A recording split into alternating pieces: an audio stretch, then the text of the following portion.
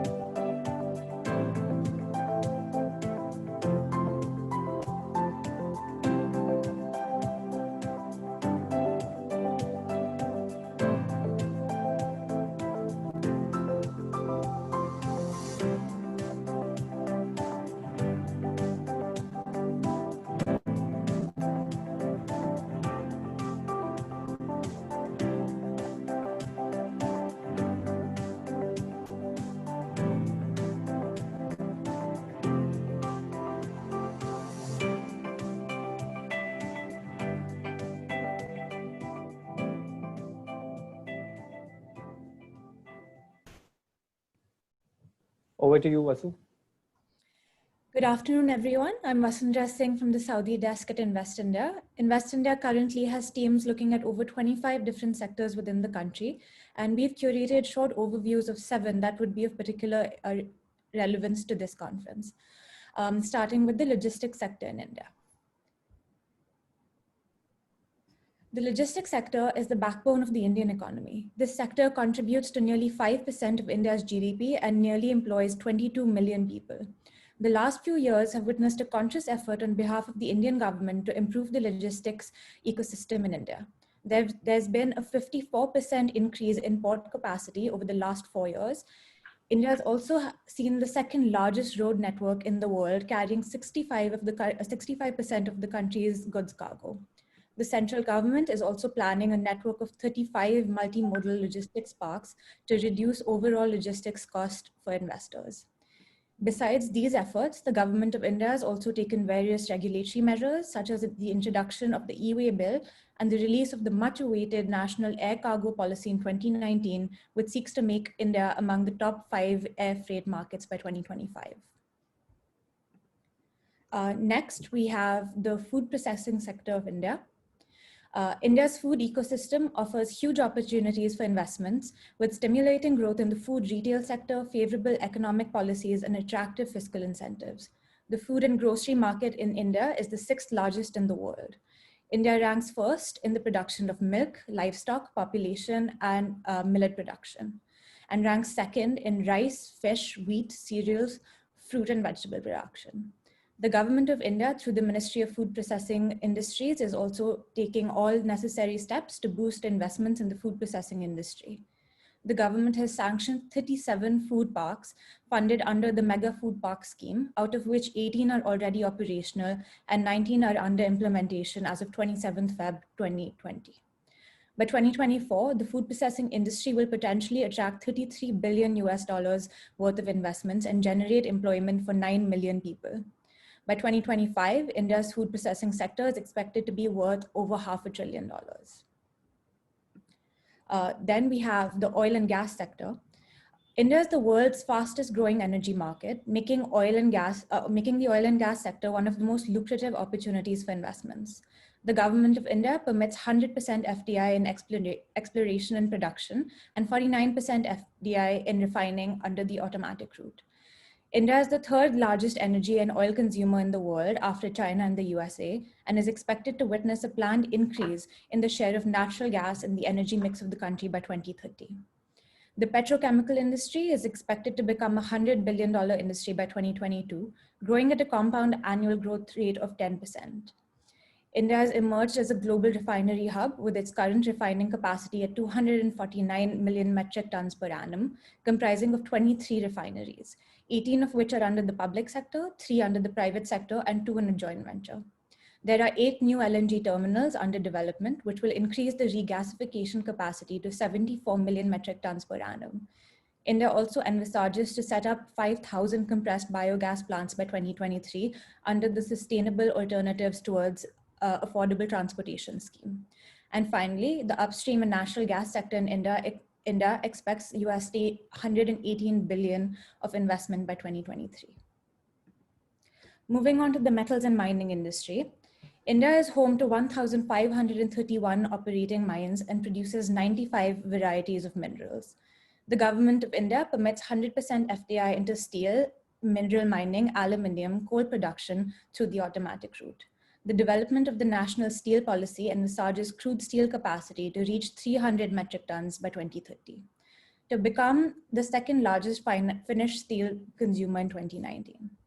India is the second largest crude steel producer in the world, generating an output of 106.5 metric tons in 2018, a year-on-year growth of 3.7%. India is now also the third largest producer of iron ore, the 5th highest iron ore reserves, and 7th largest bauxite reserves. In the last 2 years, India's steel consumption has risen by 7.5% and 7.9%, outpacing a 2.1% and 5% growth annually. India's vision of a $5 trillion economy predicts domestic steel demand to grow to 160 million tons per annum by 2025. Acknowledging the importance of the opportunities in the sector, the government of India is developing an integrated steel hub under the Purvodaya scheme to entail capital investments of $70 billion. The government of India also plans to spend $6.6 billion to enhance infrastructure to improve coal mining and target gasification of 100 metric tons of coal by 2030. Moving on to the IT BPM sector of India. India is emerging as one of the hubs of digital skills. The country spends $1.6 billion annually on training workforce in this sector. The industry is the largest employer within the private sector, employing 3.9 million people. India is transforming into a digital economy with over 450 million plus internet users, only second to China. India is the top global sourcing destination, and the government of India allows 100% FDI under the automatic route. Currently, India has over 100 global capacity centers and contributes to over 65% of global markets for IT. India's IT BPM industry stands at 177 billion as of financial year 2019 and is expected to reach $350 billion by 2025. The number of smartphone users is expected to double by 829 million by 2022 from 404 million in 2017. All the factors have put India on the track of a $1 trillion digital economy backed by the government's collaborative approach to encourage private sector participation. Moving on. India's IT industry has more than 17,000 firms, of which over 1,000 are large firms with over 50 delivery locations in India.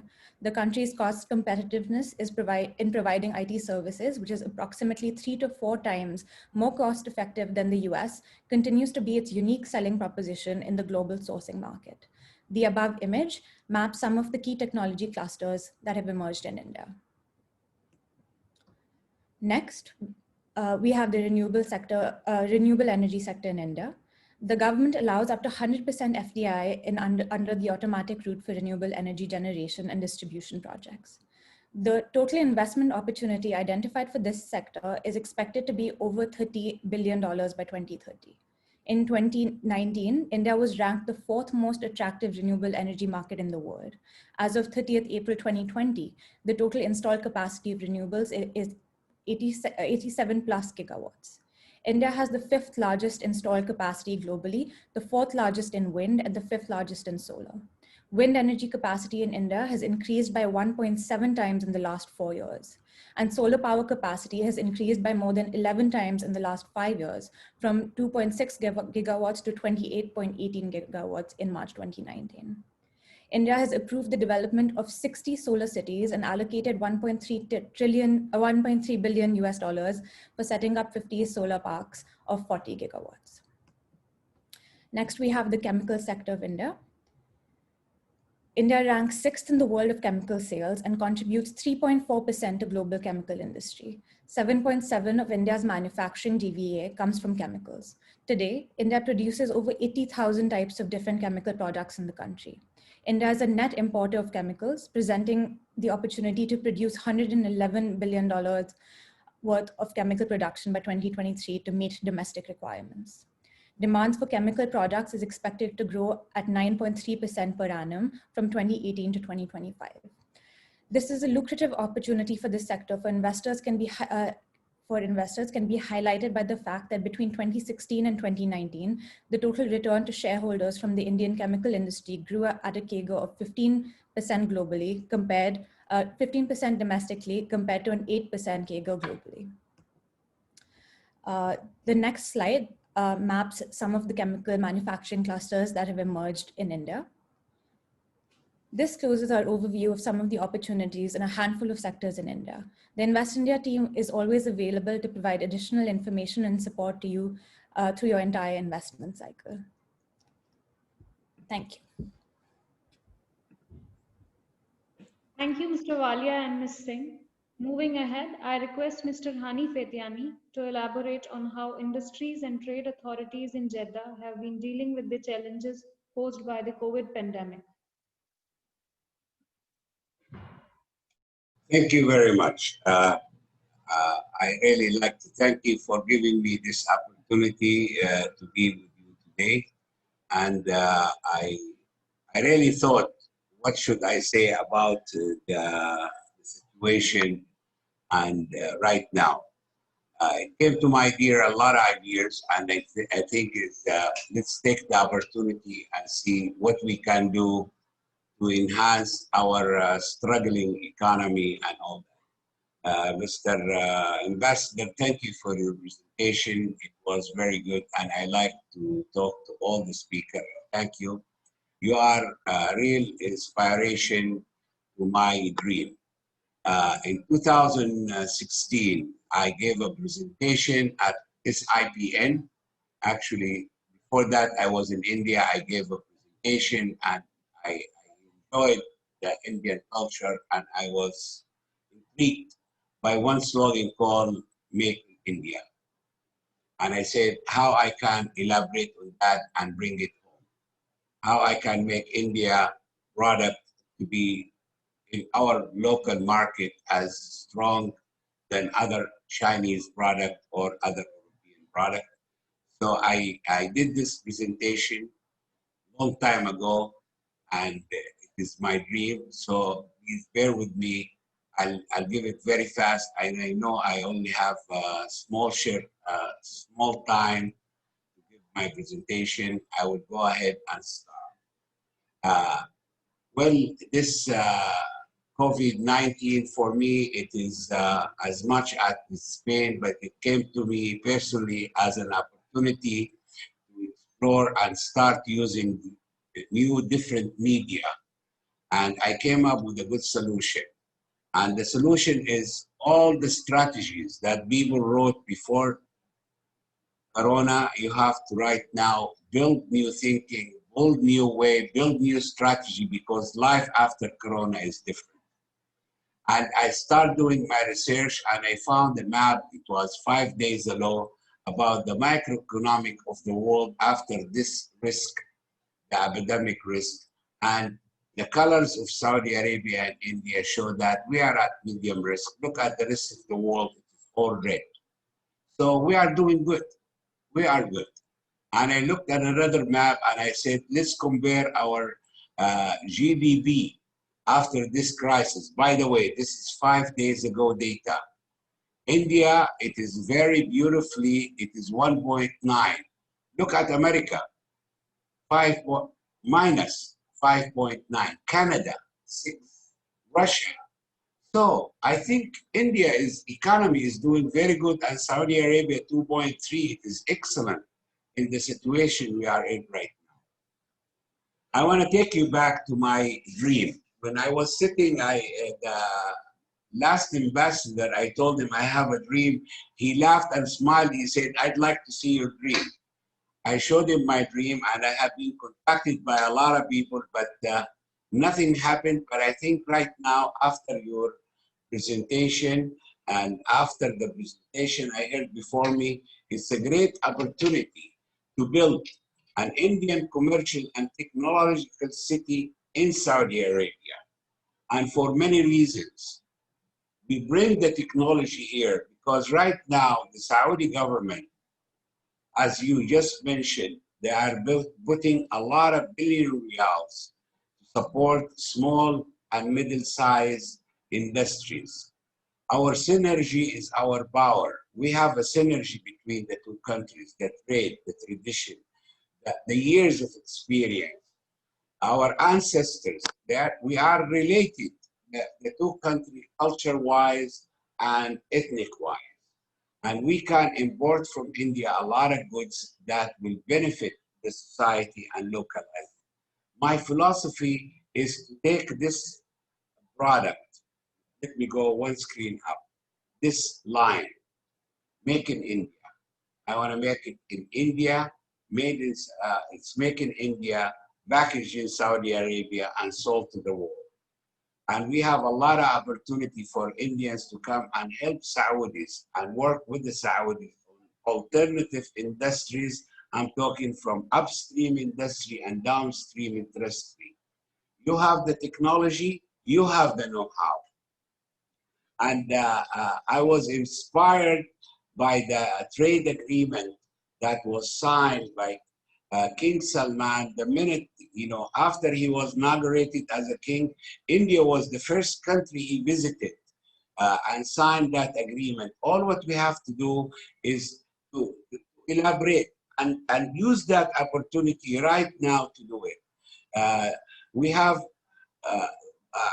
I will send you the presentation. I will not go word by word on it, but I would like to share this concept and dream.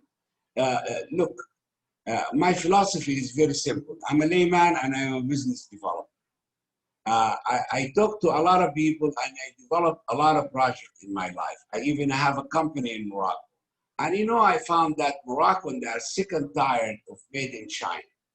Now let's take them a product as good, as higher quality, made in India and sell it to them. I thought of that. If we manufacture in Saudi Arabia has a trade agreement with all Arab countries, and you know that. We have zero taxes on export to Arab countries, Egypt, Lebanon, Jordan, Morocco, Tunisia, Algeria. All those Arab countries, they take from Saudi Arabia with zero tax, just like Jabal Ali in Dubai. And we can manufacture it here. Our objective is to establish an Indian city, contribute to the take the product and bring it here and manufacture. And this city will have a lot of stakeholders, citizens, Africa, Europe, factories and shops owner, economic sector of both countries, and Saudi laborers that government are paying a lot of money for somebody to come and train them and develop them. Very, very simple thing is I like to have, and I have the roadmap for the whole project I've been studying and exploring. I'd like to build a small Indian city like the Chinatown project we are developing, where I have 1,000 shops of Indian products, pure Indian products, exhibition, all this stuff. I want to have a big residential area just for the Indian they can live. I want to have hotels, because I've been in India and I know how they operate hotels and how that can help. Now it's a big industry in Saudi Arabia with the tourism, entertainment, Hollywood, Bollywood. We can bring it to this city, because this city is going to have its own area and all that. We can benefit from the medical complex that I know that they leave America to go get medical treatment in India. And he said, why don't we do that here? We can do that. We can do a lot of things in this city. And I like to emphasize in the beginning, let's go and take where the government pays a lot of support. IT technology, artificial intelligence, solar energy. And something I really like to talk about that the government are supporting these industries and all these facilities. And we can talk about all these. I will give you my presentation. I have all the steps of the developing the product. First of all, we established of a joint venture company, a big Saudi Indian company, to make a model of this mechanism, develop an action plan, do a feasibility study on the project, get the necessary permit, which is the government will support right now, and market this project and start. And I have all the roadmap drawing here to do that. And this is what really excites me and intrigued me, that this we can bring here locally and we can benefit for both countries. And even we designed and we implemented to make it an area called Bahra between Jeddah and Mecca. It's a nice big area zone where there is a railroad. So I can manufacture here and send it to King Abdullah port for export from the port there. And I have some models of our warehouses, manufacturing zone, and housing zone, and the port facility that we're gonna provide. And this is the outlay of the city. This is the whole elements. Make in India. We find an appropriate location, economic and political stability. Both countries, they have that. Infrastructure, integrated and administrative, and all that. We do the trade transparency. And I think financing, we have no problem. But all what we need is just to start. And I don't want to go mega. I want to start with 3 things: entertainment and tourism, IT, and healthcare. And I think that is the startup. You have the technology, you have the know-how, let's bring it here, localize it, educate people on it, and this is where the mutual profit. Business rule number 1, lead, follow, or stay out of business. I hope we'll be the leader of the world in doing business, because I know Indians are the leaders of the world in doing business. And one thing I like to leave you with: solar energy, India is number 2 in the world. There is no longer Holland, no longer America. And that is, for me, is amazing. Thank you very much. My name is Hani Fetyani. I'm a member of the Saudi Indian Network, and this is my information. Thank you for your time and giving me the opportunity. I appreciate it. If you have any question for me, please write me and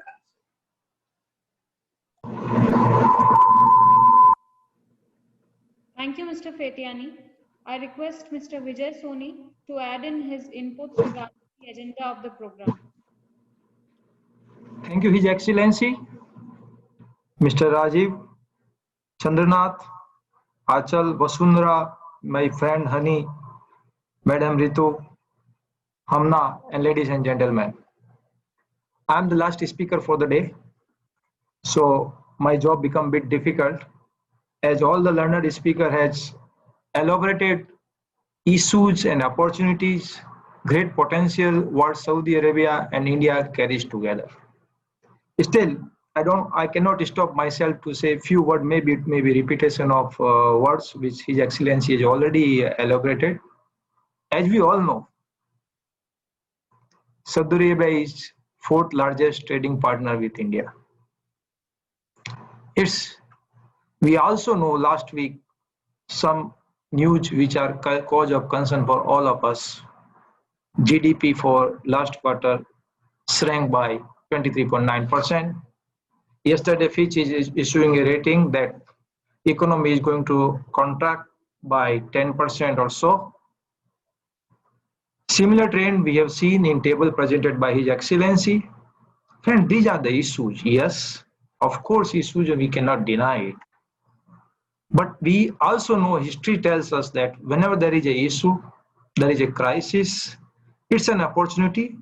We have to come out with new tools, new innovative way to deal with those issues, and we always come with a fine-tuned product. Saudi Arabia, as we know very well, that it's 67% of GDP is based on global trade. With that, it says it's a true global partner, I say, member of international supply chain. Means it has to depend on world, and world depends on it. And when it talks about India, when we are talking about third or fourth engine import or export partner, plus we see our cultural similarity, it creates a sense that yes, there is great potential of collaboration where we can help each other with our own specialties. Being we are in Saudi, we are Indian, of course, we love to help on those domains. We have seen certain areas. I will not go more on data, but just want to share few areas where I have personally seen issues who has been contributing to those issues, what we are seeing this negativity going in economy. Of course, area I already elaborated, migrant labor issues, increasing logistic cost, reduced supply supportive components, shipping line availability, delayed documentation, credit crunch. My friend already from HSBC elaborated how banks are filled with liquidity, but at the same time, they are concerned about default, hence they are squeezing the credit flow to market. Of course, governments are providing supportive mechanism, but overall, if you see, the people are finding it difficult to get credit, which further hampers the business sentiment. We have seen every country is going for deglobalization. Trade barriers are imposed, and those are affecting our trade between every country partner. Regulatory and fiscal tightening we have seen that governments are compelled to bring out new revenue models. Saudi Arabia has imposed VAT from 5% to 15%. Sugar tax was imposed on all sugar containing juice and products of 50%. It's a huge segment, and especially in this time when businesses are struggling, it's created another pressure. Friends, I don't want to create negativity, but what I want to say, these are the real issues, whether we can overcome. Let's look at a few examples of industries who has contributed positively or negatively in either tripartite trade. Let's talk about one of the areas is ceramic or vertified tiles. Almost 40% of import in Saudi Arabia comes from India. In quantity terms, you may say 600 to 700 containers a month comes from India, mainly from Gujarat. Last 4 months, almost zero import. Reason? Obviously, as I said, trade barriers, new norms has been imposed, quality mark made mandatory, and most importantly, anti-dumping duty has been imposed from 5% to 40 to 106%. You can understand what impact it will have. Issue has been understood, has been raised, and I'm happy to say that both side governments are involved in taking up the matter. With that, yes, we can see a green light sooner with, especially when I'm seeing this Invest India team is there, SME is there. I'm sure they may be aware or they can put in few more efforts so that things resolve faster. Fruits we have seen earlier, a speaker has already elaborated that food demand has not gone down. But if I look at perishable food, especially fruits, India is one of the major sources to supply Saudi Arabia. I picked a few commodity, banana and onions, which we see many times in India. Onions create a big problem to government as well. Almost 150 containers a month, which was coming, has come down to 50 containers. We understand demand globally has gone down, but food product, no. So what's the reason? Apart from demand, issues of supply chain blockage are the concern. Or to pack those products, you require specialized skilled labor. Migrant labor movement has created an issue. Other supply chain components, unavailability has become secondary issue. Shipping line issue, lockdown and slow document processing. These are the issues I think regulatories are looking into it and it getting resolved. But so far, as reason, I want to say that these are the key concerns which has hampered business badly, which is coming up little bit. Indian rice, of course, basmati rice is number one as most popular rice. But if you see last 3 months straight, the importer has faced challenges in getting commodity supply in time, and certain portion has been taken over by Vietnam and Egypt. There is silver lining in fruits, vegetable as well. You saw this, most of the juice market in Saudi Arabia is packing mango or guava or other juices. And who are the main supplier for this juice pulp? India. We also see the Saudi government impose 50% sugar tax. So here comes business community who runs faster and find out a solution whether I can make juice without sugar. We have seen already few juice bottlers started making juice without sugar. How it comes without sugar and sweet? They're adding grape juice. India is also one of the largest grape producer. Right now, it's more concentrate is coming from Europe, or especially Spain. Yes, here is opportunity. If our friends look into it and they can create alternate, there is ample buyers who are ready to buy and they want to collaborate with them. I have seen a presentation somewhere we were talking about India is going great in renewable energy, especially solar. Friends, one thing I'm not really able to understand is, if you see the lowest bidding for solar pricing was 1.61 cents in Abu Dhabi, whereas in India today it is close to 3.2 cents, almost double. It shows us that there is a great differentiation in cost, means there is opportunity for business to look into the region and add value. Add value by Indians as well as Saudis. We are having big pockets and technology is there in India. Whether we can cut down some logistic cost, financing cost and bring it down, then definitely it becomes a very, very valuable proposition. Another area in solar, I'm looking at rooftop solution. There are many businessmen in our contacts who continuously ask for, why don't you get us rooftop solution provider in Saudi Arabia? We have not seen penetration in this part of the world, although people want to take it. I have invited few quotations from local suppliers. They talk about 100,000 to 150,000 for 15 kVA solar rooftop solar plant, which is quite costly. If really look into the nitty-gritty of that project, you may come to know that it could be lower than 500 US dollar kilowatt cost. And if that cost is matched, yes, you see a great potential. One area which will be very, very inspiring for all of us, Saudi government has brought affordable housing project, whereby 1 million housing units are going to be provided to Saudi youth with subsidized interest, whereby government is taking over almost 30 to 100% of interest cost on their shoulder. I have seen 18,000 mortgage loans are being disbursed month to month on this segment. and quality housing is being provided. You may add solar rooftop solution as an add-on facility. We have seen this type of innovation by certain electronic giants, and those have bad, whatever we have seen slow down, but they are showing positive result because they are coming out a solution which is something new. You need not to do a totally new innovation or rocket science, but what technology available solution, if we identify the issue correctly and we address it, yes, there is opportunity, whether it is SME or large players.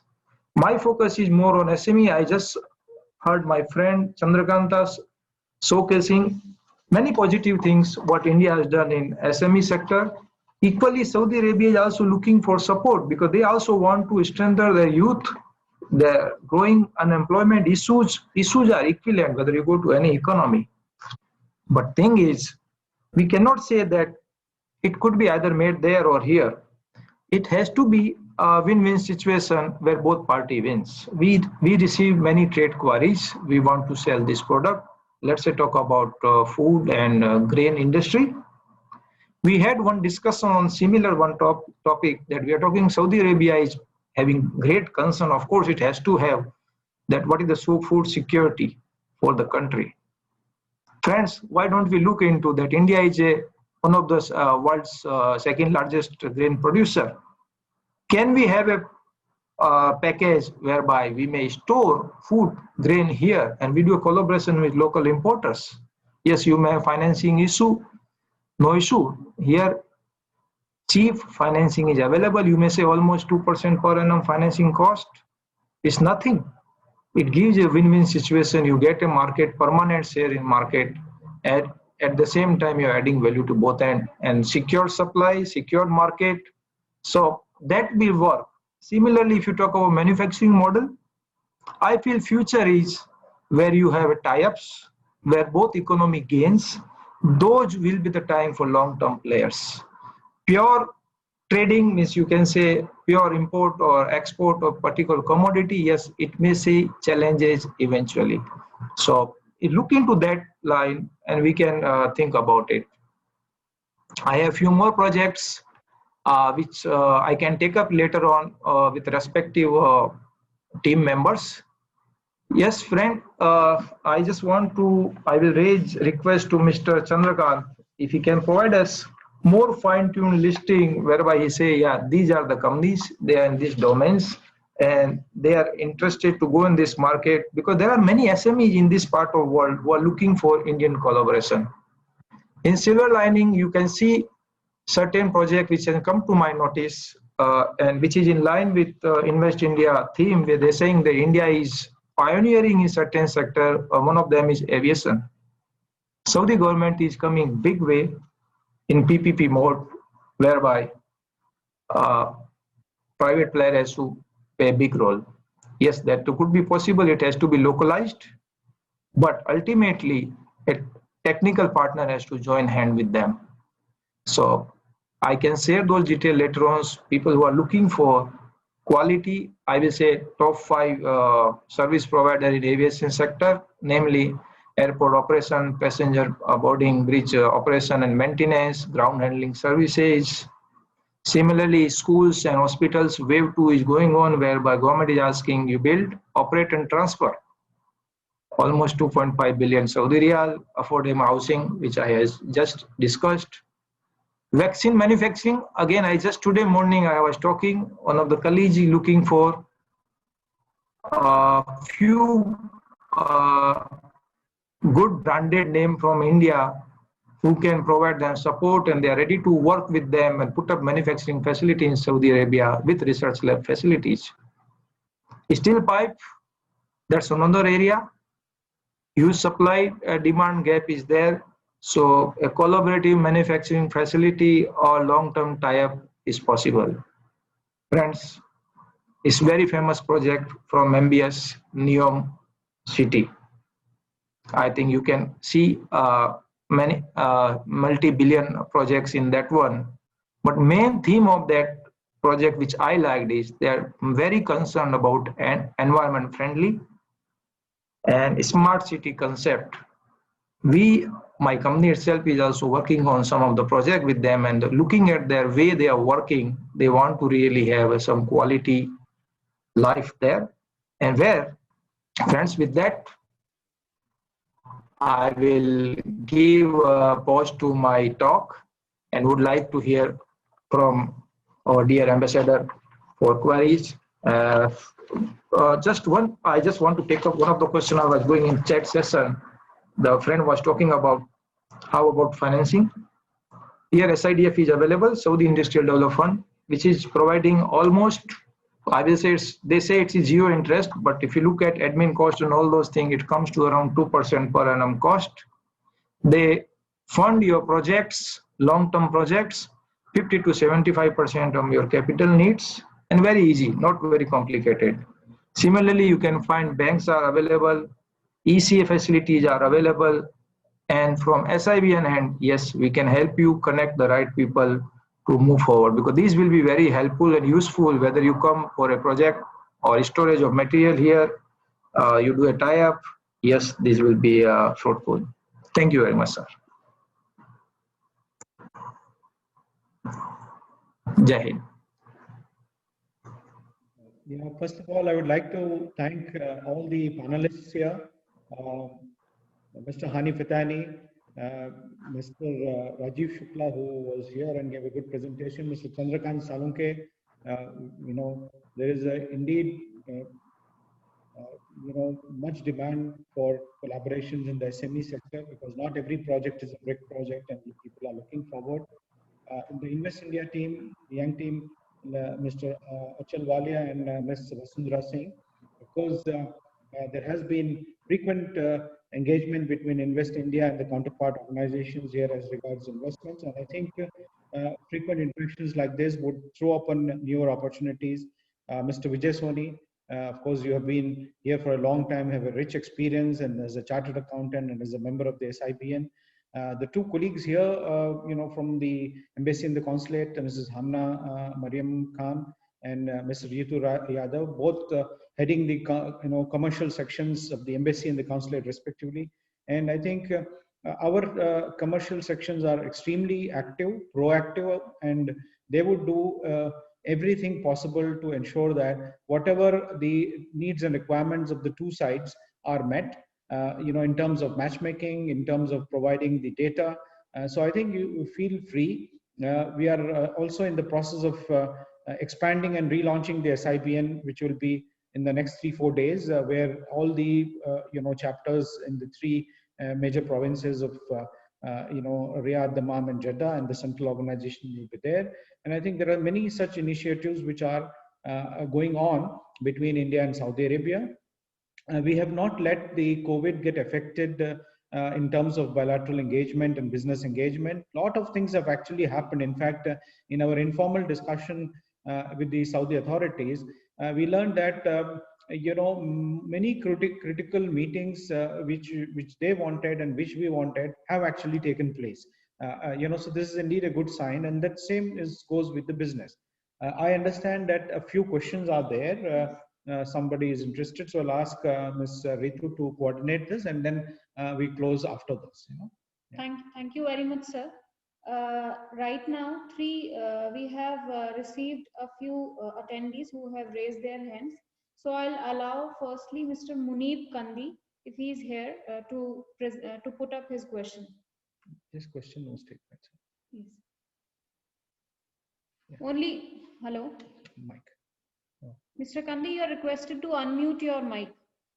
You can do from here? No, sir. Actually, I have already done my part. Yes. No. Hello? Hello? Please Yes, go ahead Mr. with the Kandi. question. So, what is the further plannings on the SIBN activation we are planning? Yeah, just as I mentioned, we are going to relaunch the organization and expand it throughout the country. The event would take place next Saturday at around 3 o'clock. And then we would have a central structure. We would have chapters in Riyadh, Dammam, and Jeddah. So you will, and then the activities would be further expanded. So it will act as a catalyst and provide support to the existing organizations which are there bilaterally and between the businesses. I think this would provide a new stimulus to our business engagement between the two countries. Thanks so much. Now I'm allowing Mr. Abdul Rahim Maulana to please put up his question.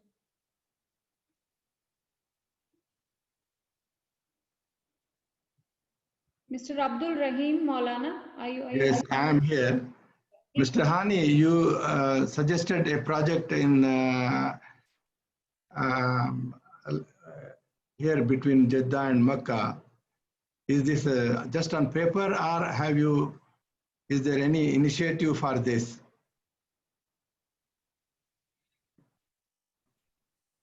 It is on paper and it's a dream, and it's been negotiated for 2 years.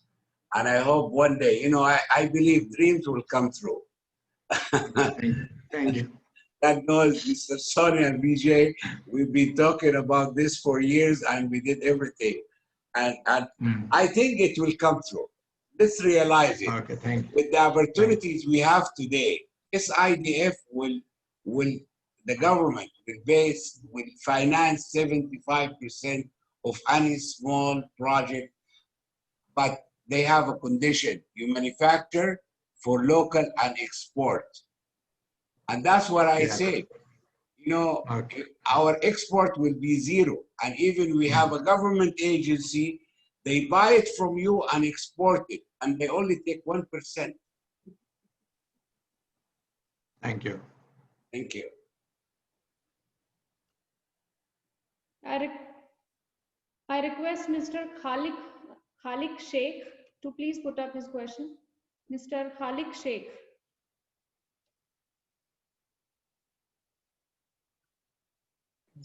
I have not asked the question, maybe wrongly. You have raised your hand. Okay. Yeah, maybe wrongly. No problem. I'm sorry for that. There were some questions which people have asked actually. Now, one particular concern for people is that there are a large number of Indians who are stranded in India and who want to come back, and these also include medical staff, paramedical staff, many Indian companies which are in employees who have valid visas, many working on prestigious projects which are held up because the manpower is held back in India. Now, the answer to this is that we have taken up this matter from the embassy with the Saudi authorities to allow make a special dispensation wherever possible, so that these categories could come in. And I would also like to mention that we have proposed an air bubble arrangement between India and Saudi Arabia. If this arrangement is worked out, then the travel between India and Saudi Arabia by business travelers and others, and other critical cases like those who are held up, would also be facilitated. On the education side, there has been a question, and I would say that Saudi Arabia is extremely keen after the opening of the education sector to have tie-ups with the prestigious institutes, and especially there are talks going on to have IIT Delhi set up a campus in Saudi Arabia. There are other proposals which are going on like that, and we would be happy in the embassy to facilitate any such engagement. Even if, and there are a couple of Saudi business persons have also approached us. They have licenses for universities, and they are looking for suitable partners.